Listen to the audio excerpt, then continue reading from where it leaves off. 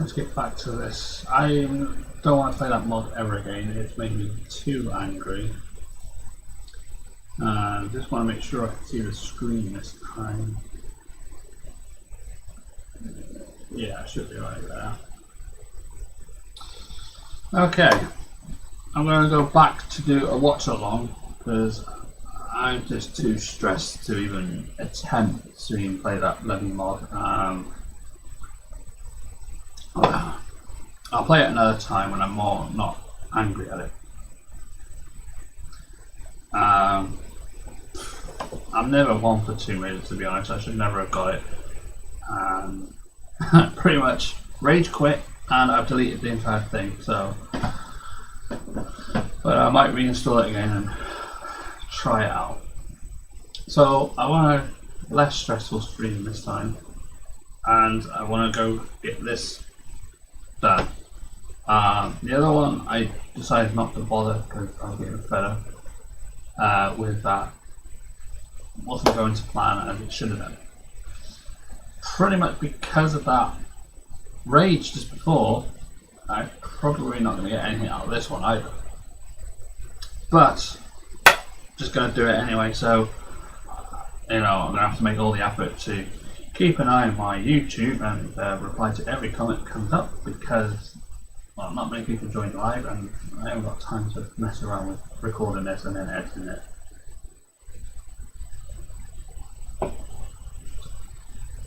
So this is going to be part of the Cringe Look Back series, where I'll be delving into looking back at some old challenges on the old Gamers Challenge. And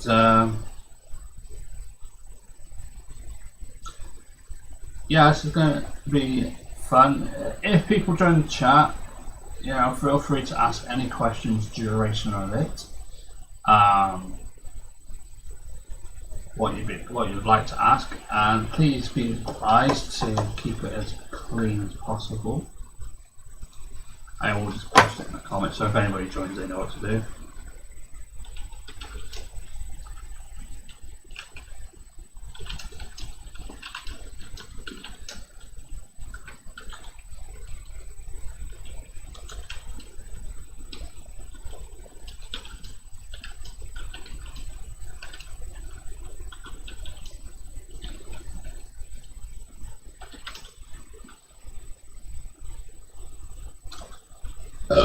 Excuse me.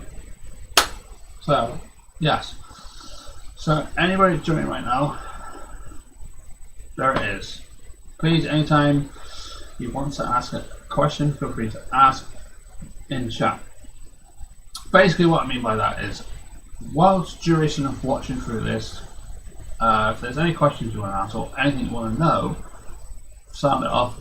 And if you're watching this later, which majority of my subscribers probably will, sound off in the comment section below and I will answer your questions there. And I know a lot of subscribers to the channel will just watch this and get bored and don't bother with that comment section, or randomly just click dislike, say put it on for 5 seconds and know it's me. But yeah, so what I mean by asking questions is duration of this. Is there something you don't get or something you want to know a little bit more in depth?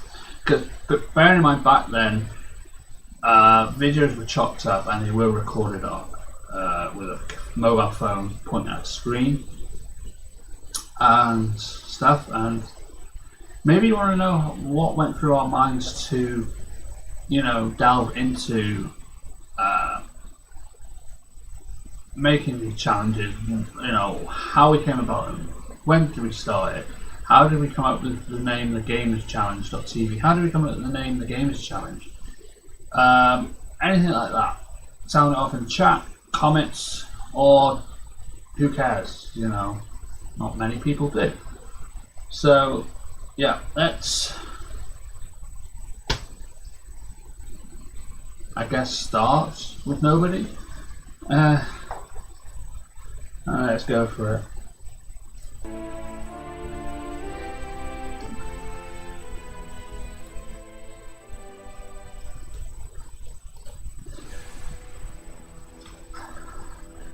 Again, the reason why I want people to join live is so I know how loud the audio is from the video, and if you can hear me over the video. It saves me keep pausing the bloody thing, but if people are not going to want to join, then that's their choice. Not forcing people to, but it would be nice if you could jump in the comments, let me know if the audio, a video audio is too loud and you can't hear me. It saves me pausing it all the bloody time. As well, if you want any in-depth things about what was going on.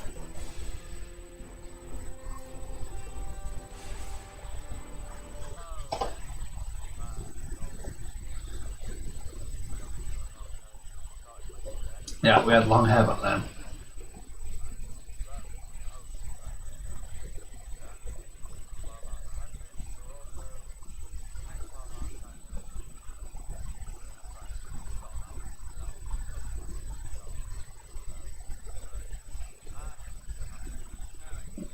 Quite literally.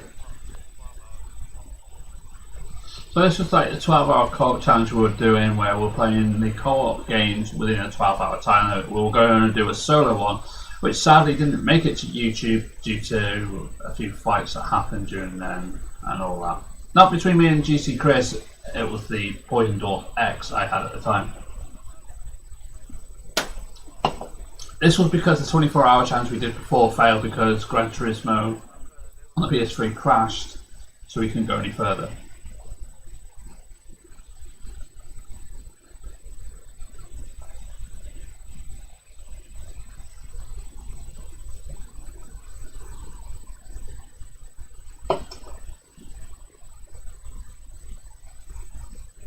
So basically, back then we used to record with it. Well, I had something that you stick, you're supposed to, like a handset-free thing for your car, load of blue tack onto a piece of wood on top of an old, very old Playmobil plastic pool table's leg.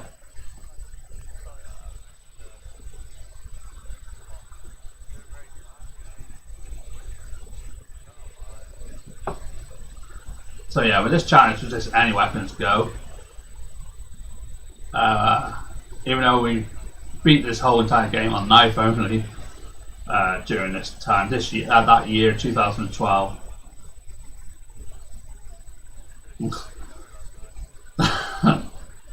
And basically, we done a lot of Resident Evil 5 challenges back in the day.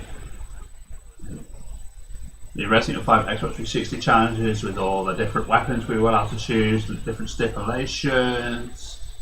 We also had one where if we found the Umbrella logo, we could have unlimited ammo, which was good. We had one where we had everything random from weapons to difficulty settings, and oh my god, that was horrible when we got veteran mode, no handguns, but we had shotgun. I had the Apache and TC Chris had the Jailbreaker.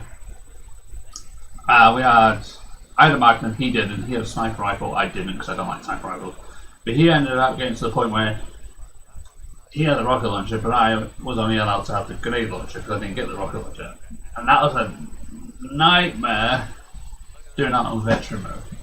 I can't remember if that's on here or not.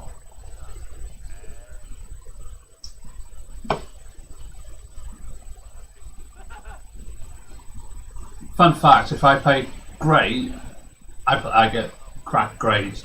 But if I play crap, I get good grades apparently. You know, I normally get an A rank in accuracy.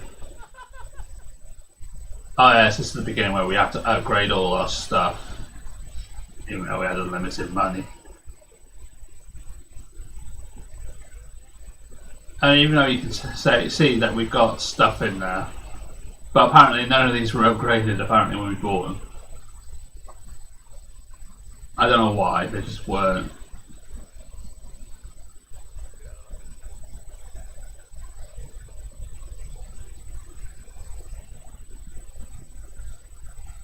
We did do a challenge after this, which was never live or up, where we did a no upgrades challenge, where we played the entire game with the standard weapons you pick up in the game, and We weren't allowed to upgrade them. That was difficult, even on amateur, but we got through it and we beat it. I don't know if I would do it again because it's going to be solo, but it'll be fun. We also did the S plus, the S rank challenge. If we had more than three, if we had 3 S's at the end of each chapter, if we had an S at the end of each chapter, we could opt in to get another weapon. Which I only got 3 S's out of this, so that means I had the shotgun, the handgun shot. Well, you get the handgun anyway. So the first time you get the shotgun, and then the magnum, and then the other ones. I only got as far as the magnum. GC Chris had all the weapons there, and apart from one, he missed out. But I think we missed out on the getting the grenade launcher. But as you can see, Chris gets all these S's, but that's why he had shotgun, magnum, sniper rifle, and he got grenade launcher, the machine gun. He missed out on one of the S's to get the special weapon choice, but I didn't.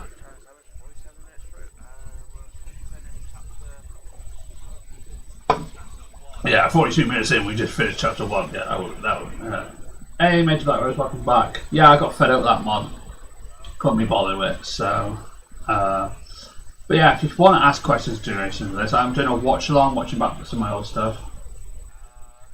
It's okay, yeah, it happens. I can't wait to go back to work myself. I'll be going back, hopefully, 22nd of March.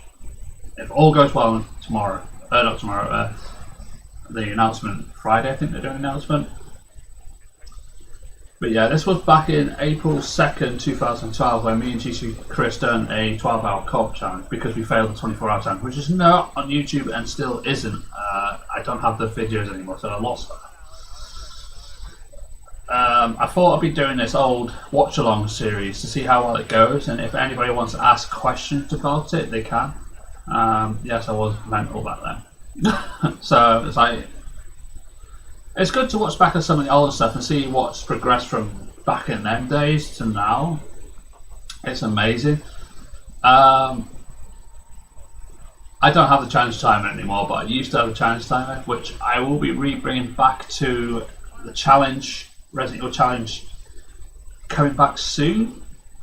Because I'm going to be trying to do a beat the time challenge on Resident Evil Director's Cut again. I'm going to try and beat the game under 3 hours. Still to be announced. But yeah, if there's any questions you want to ask, I mean, like what phone or camera it is, phones, what phone I use, where this was set, how we come about this, and what other challenge we did, you know, always sound off in the comment section or chat. I do remember this as like it was yesterday, though my memory isn't that great. Because during this time, I was with a psychopath ex who, yeah, beat me up and wouldn't let me do a lot of things, and it was amazing shit. I was allowed to do this, and we had to fight for it all the time. But yeah, but after these, I'm looking back at after these challenges, and I was like, I've got to do these as live streams, chat with folks, or let people chat. Oh yeah. We were talking about a reminiscent thing where Chris went through the door and I accidentally let go too quick and he fell straight through. I thought, hang on, you're going through the door, so I thought it would be safe, but yeah, it wasn't. But yeah, I thought this was a good idea to do this, as well as at the same time I was like looking back at some of these challenges, I was thinking some I can do now. Some I'm watching back and thinking, we'll never do this again. Well, co-op wise anyway, but looking back at some of them, I think some of them, no way was I going to be able to do this nowadays. I wonder what happened with Chris in RE6. Chris Redfield, as in Chris Redfield, or GC Chris as in my brother? Well, apparently he just got fed up and he got drunk. And I want to know what is going to be going on in Resident Evil 8. Oh, you mean Resident Evil 8? Sorry. My bloody blurred vision. I don't know what's happened with him in Resident Evil 8. He looks like he's like lost it, and hasn't got any. Oh, he's probably been mind controlled. I believe that's what I'm thinking. He's probably been mind controlled, like Jill was, by Umbrella, or he's been told that Ethan and Mia are, even though they probably, are supposed to be fixed, probably still a threat. And if they have a child, their child will be embedded with the virus. And ow, there's a glitch there. But yeah, I believe that it's either been controlled or the baby that's produced may be a threat to the sisters, as well as a few other things.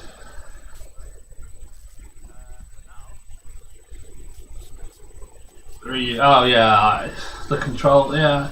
But I'm more thinking, when you look at it, because he hasn't got control, I think it's probably something because he was taking the kid. It's probably something to do with either the kid has a vaccine or in its blood has a vaccine or something that's in its blood to basically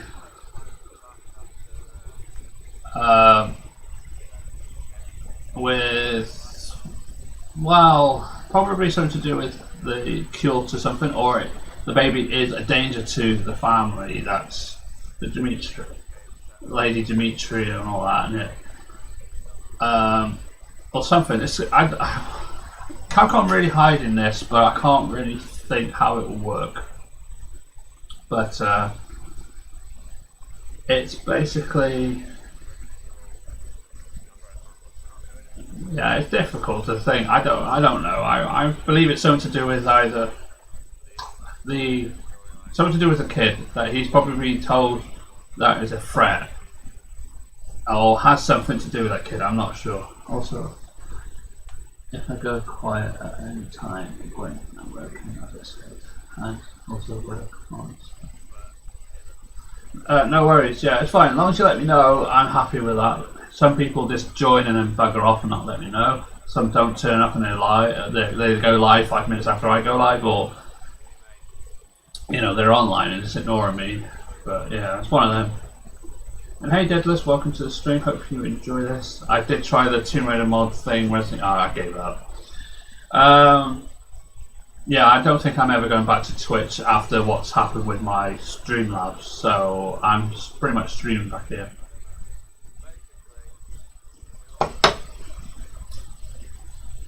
So yeah, if there are any questions you want to ask about this video, no?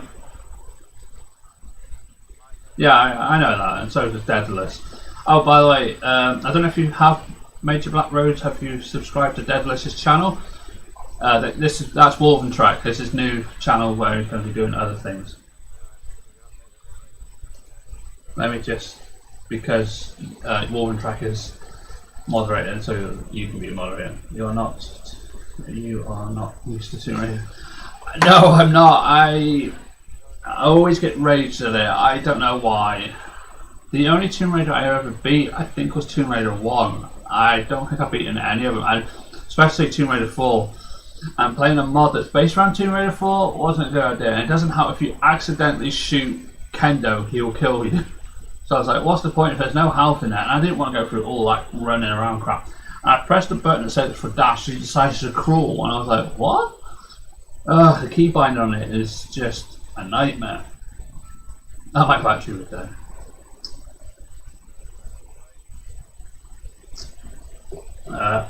At the moment, there are 4 of us streaming on the team. Alright, cool. That's awesome. I mean, yeah, I think I just came back to YouTube because there's too many people that are on YouTube that doesn't even, as you can see, are not in the chat right now, who have told me that they won't join Twitch because it doesn't work for them. So that's why I came back to YouTube, so people could, continue to watch my streams. Unfortunately, old Tomb Raider Ellie mods Like, oh right, yeah. On the Tomb Raider 4 engine. Yeah, I think it's probably because it's more easier to edit. It's like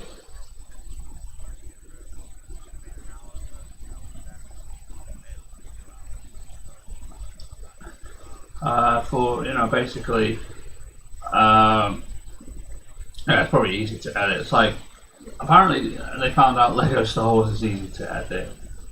Oh, I know. And the OG Resident Evil 2 is the easiest to edit with all the um, mod menus and all the mod stuff, and GTA 5 is good for that, or all the GTAs in fact.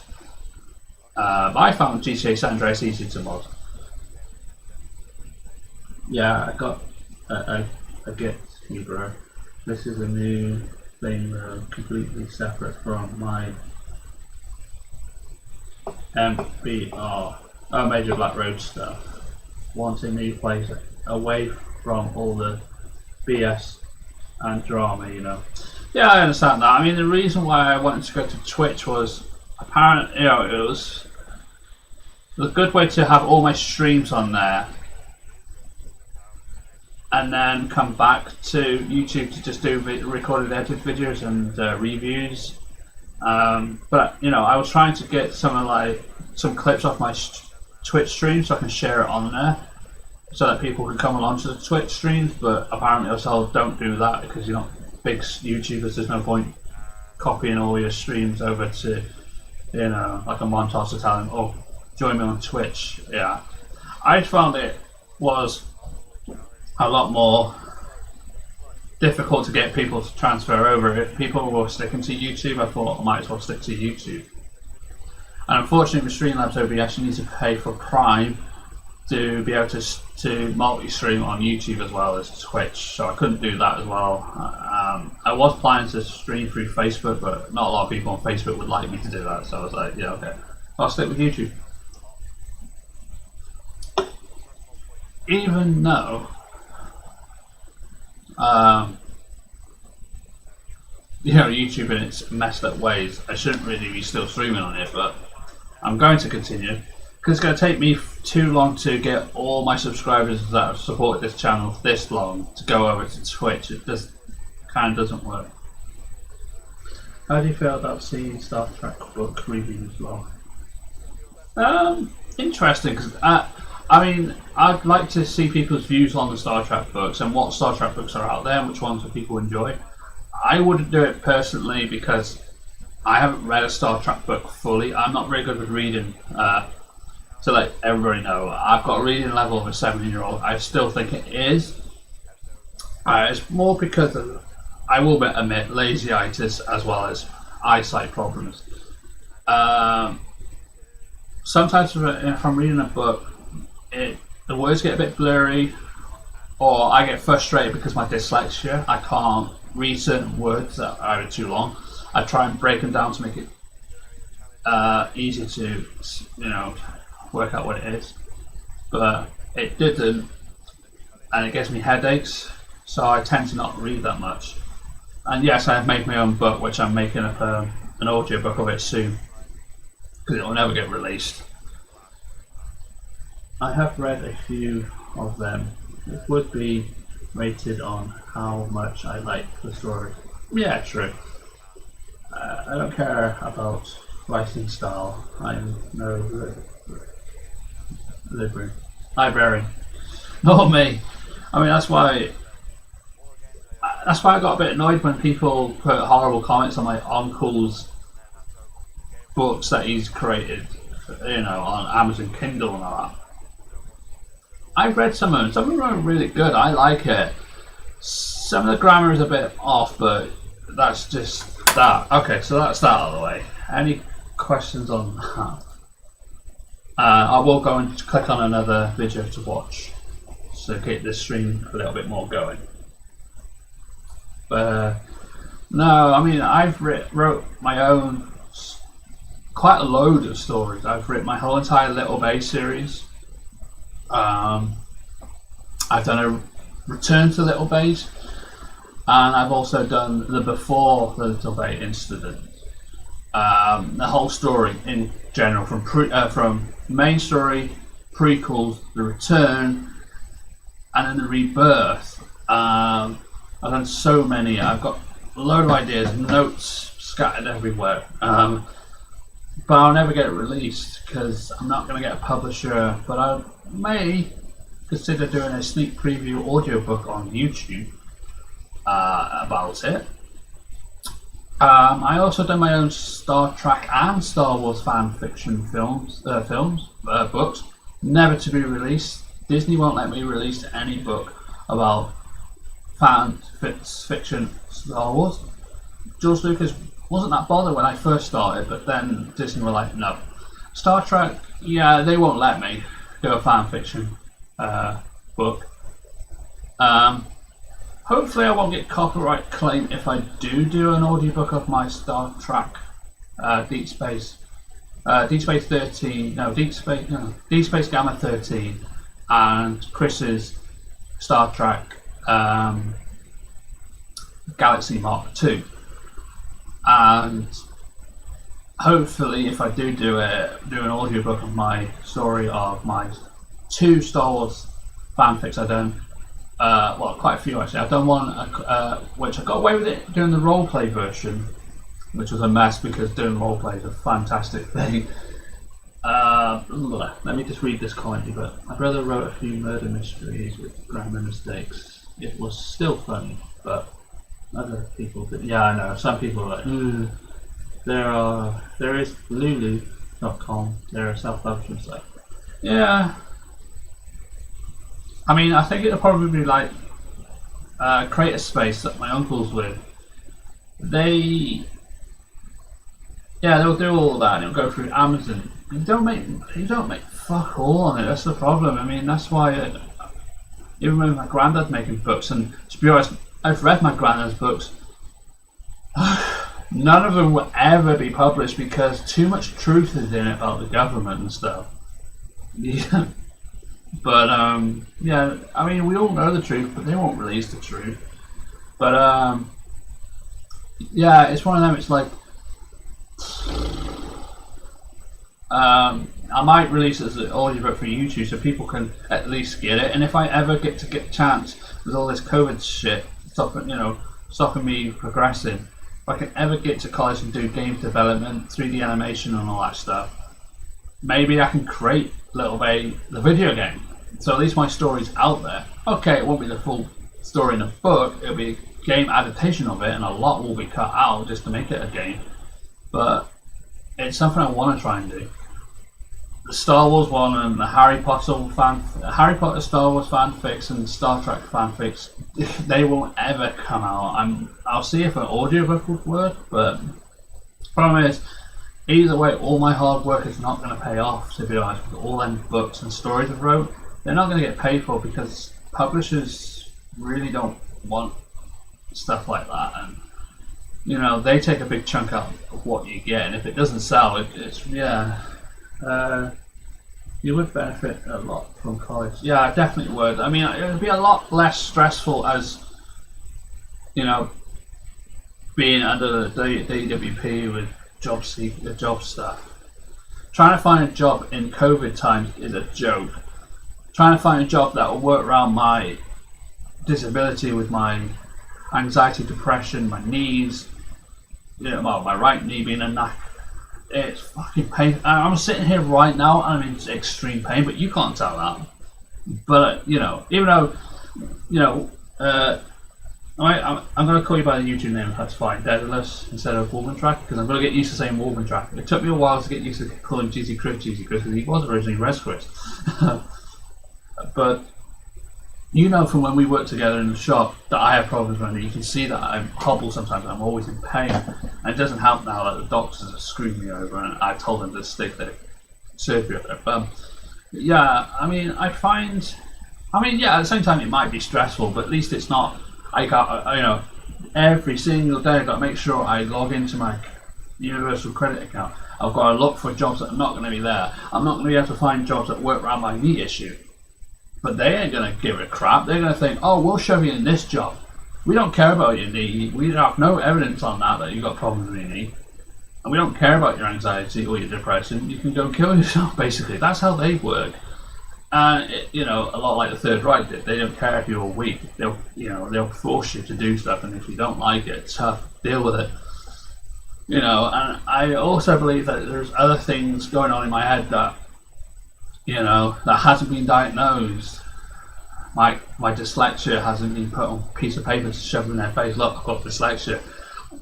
They haven't checked my knee properly. They keep sending me for X-rays and stuff and doing exercise on it. Yeah, the exercise may be good, but the problem is, as I was told by a physiotherapist and I was told by the person at the gym when it was all open and that, yeah, they need to find what's fully wrong with my knee to actually do the right exercise. I could be doing all these exercises that could be making more damage to my knee. That's what I was told. I told this to my doctor, and they were like, "Oh, you're just wasting my bloody time. Get out." And that's all I got. They stopped my pain medication, they stopped all my antidepressants, even though they weren't working. And it doesn't help that if I wanted to go like counselling and all that, the job centre will tell me it's tough. You got to work. They won't give me time. And I've tried every avenue to get whatever else gets. PIP, ESA. I'm not allowed any of that. Even though before I used to be on income support, then I went on to ESA. I still had DLA. Then I went into job seekers because they said I was fit for work. Then they took my DLA away because you had to go on to this new benefit called PIP. And they said I wasn't eligible for PIP. I was like, well, if I wasn't eligible for PIP, why was I on DLA then? It made no sense.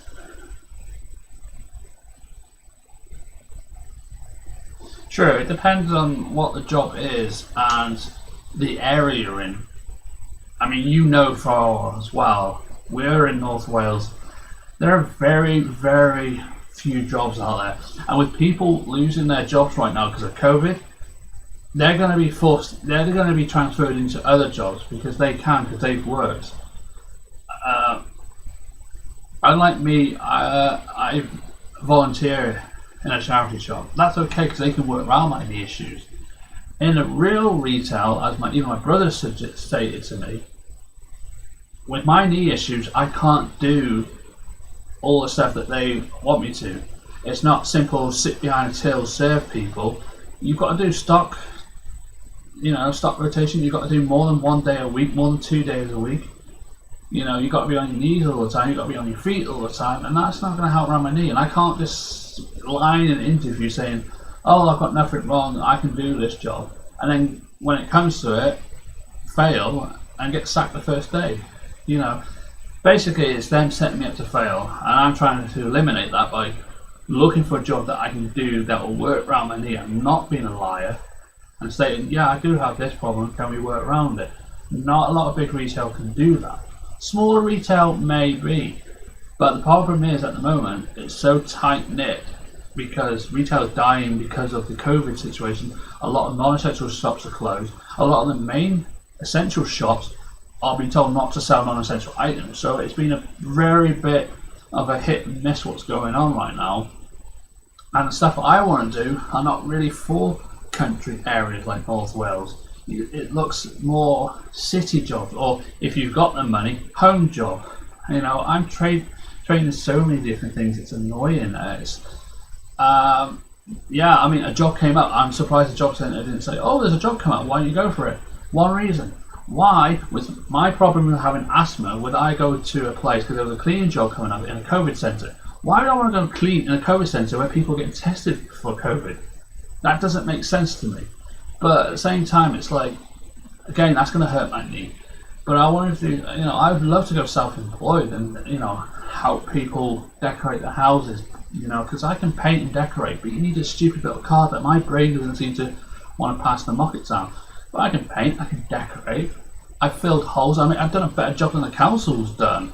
At my grand's place, I filled a hole in, sand it down, and it looks as part of the wall. Council do it, slap a bit of cement, and they bugger off. I can do that stuff. I can repair computers. I can clean them. Not bad. I can do certain little things, but it just doesn't really work. Now, I'll catch up with your comments now, guys. I don't even know what he does, but I think it's bookkeeping. Yeah, that to me would be boring, bookkeeping, but and probably standing around. See, this is why I am in IT, so was able to stay working all this. You need a job where you can either work from home or sit down all day. Yeah, that's why stupidly enough I applied for a DWP work coach. You're sitting on your ass working behind a computer telling people what to do. You know, and I didn't even get that. How unqualified am I to not even get a job where I can sit on my ass behind a computer? Yeah, I've got skills in computers. They're not great. I'm a trainee. I still classify myself a trainee graphic designer. I've done that. The problem is in Wales there isn't much computer jobs. Every time I look up it, it's city jobs. Unfortunately, with graphic design, computer works. There's some admin, but the problem is admin. You've got to use telephones, filing systems. I mean, I'm not really good at filing stuff. You can see my desktop; it's a mess. But yeah, I mean, unfortunately, charity shops don't class as essential stores, so unfortunately, I'm gonna have to wait until it reopens. Then I can technically go back and work my 2 days a week, get myself back into a routine and all that. This is one of the things I'd love it if they still continue to pay us small YouTubers some money. And that's why I was trying to make merchandise, which I've still got merchandise on the go. I've got face masks going for a tenner. I've got some new ones coming out. That's the Game Grow Studios. Got some t-shirts, got some hoodies coming. It's all in the works. It's just the funds are not coming in for me to get. It's one of them. I'm trying to make ends meet by just doing odd jobs. I'm trying to make merch for the channel so it grows. I did at one point put a PayPal link in so people could donate to the channel to support the channel. That didn't go very well. I also tried to do raising money for charity. That didn't go for really well. But it's one of them. Why not get basic entry IT job? Yeah, I tried looking into that. There isn't much in North Wales. Every time you look for things in North Wales, and specifically my area, all there is either retail, which is dying, and it's too much for my knee, or care worker, which you need to go to college to get your social or whatever it is. You need something from college for every level Q. Social care, there's a lot of social care stuff. There's a lot of work going in hospitals with becoming a pediatrician, doctor, surgeon, all this stuff. That doesn't cater to me. There's a few clean jobs that have come up, but I've applied for them and got nothing from them that I wouldn't mind trying. But the thing is that I want to try and work around, get a job that will work around my knee ability, but that hasn't gone very to plan. There was a computer place I did go to and I asked about it, but unfortunately because of COVID they said they've got all the staff that they work there working from home because their building's quite small. They work from home, so they can't employ me to work from home because it'll cost them money, but at the same time they already have employees that work at home anyway that are already contracted to them. But they said, well, once the COVID stuff gets situated and then they can have them back in the building, they might think about it, but at the moment it's more hit and miss because the person I went to see was struggling with finance, so he pretty much let people go. That's another thing, a lot of people being let go, they're going to be pushed into jobs that are coming up more than someone who is just a volunteer who has mixture of skills that don't really fit and have a little issues that have only had a 4-year experience in retail, where other people probably had longer. All you need to be able to do is know your basic office applications. Yeah. I mean, true.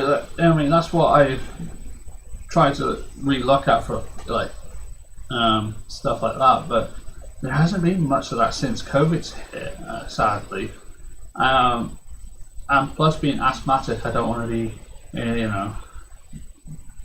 rushing out too fast. This is why I want to try and go to college, so I don't have that stress of, oh, gotta find this job. If I go to college, I can get student finance. I think it is. That's what Deadlist has. But yeah, 3 payments a year. It's crap, but I have to work all the bloody finance again. But at least I'll be less stressed. I'll be doing something I enjoy, so I can work on doing that. Maybe make money out of it. I mean, I know when I talk to the advisor that does the games development course, people have actually done the course and they're making games at home, making a lot of money. You know, starting out from their parents' house in their own bedroom to actually owning their own place. So I mean, that's something. Yeah, I'd love to be a games developer. That'd be cool, and I would love to be, you know, but that's going to be difficult as well. You know, you got to catch people's eyes. But that's the only way I'm going to get my story told of my books I've wrote, apart from the Star Trek one, obviously, and the Harry Potter one, and obviously these for Star Trek. But my little base story, I want people to know about it, and it's either going to be an audiobook, not making any money, or make a game on it. Gotta go. The TR screen was too early in the day for me. I've not got on my PC yet. No worries. I know it's one of them. I only just got up and I've got other things planned, unfortunately, during the week, so that's why I've come on to try and get a stream out, edit some videos, because I didn't want to sit here recording all day. I'm going to edit some of my old videos. I still got to edit. I've got 2 Harry Potter ones starting, Harry Potter the Philosopher's Stone starting. I don't know if anybody's going to like the series, but I've got the Harry Potter series coming. I'm going to start work on the Silent Hill series at some point this week. I might record that after the stream. I was going to click on another video, but if people are going, then I'll leave it here. If people are leaving now, well, there's only 2 here, but if you're leaving now, I'll leave it so I don't have to click on another challenge video.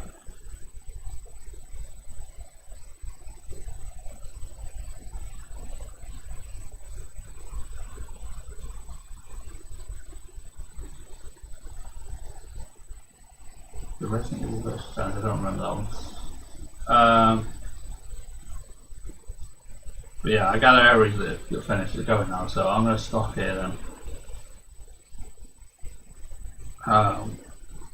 I can't schedule things because every time I schedule things, sadly something comes up and I have to cancel the schedule. So it's hit and miss whenever I go live. But if you're on Facebook or Twitter, Instagram, Discord, links in the description to follow them all. I'll let you all know through there if I'm going to go live with 10 minutes, or I'll give it time for people to go. So I'll put a post up saying, right, I have time today, I'm going to go live 30 minutes time. At least get people ready to know that this is when I'm going to go live. Normally I'm normally on PC between 3 PM and up to 5 PM. Give or take a few minutes. Sometimes I do get the morning to come on if there's other things going on during the week, which there is.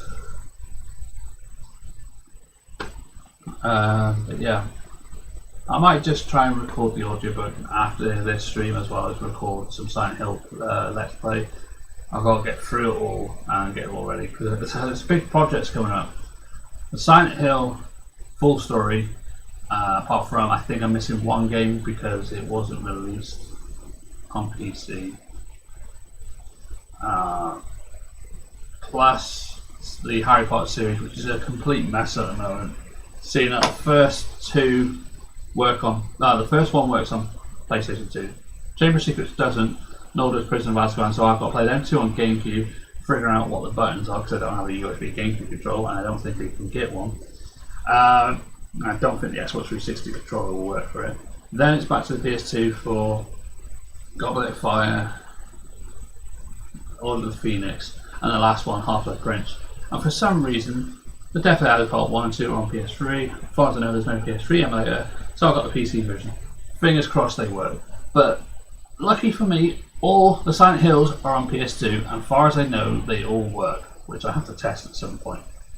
Apart from Silent Hill 1, obviously, is on PS1. But they're something to look forward to. I'm not sure if to live stream them to make them longer, purely because Harry Potter's a pain in the ass, so I might just record them and edit out all about it. But would anybody be interested if, for 3 o'clock to 4 o'clock, some point in the week, all day Sunday, to do Silent Hill live stream, as well as doing this in between, looking at old channel videos? I'll probably ask this as a question on Facebook, but no one's going to reply to it. But I thought, whilst people are in the chat, I might just say, would you be interested in that? And I could try and schedule it for them times, but I'll post it on all social medias to say what specific day, because some days I'll be doing something else, or some days I've got something else to help. A lot of things will be cut once I'm going back to work. But I'll just leave it as this.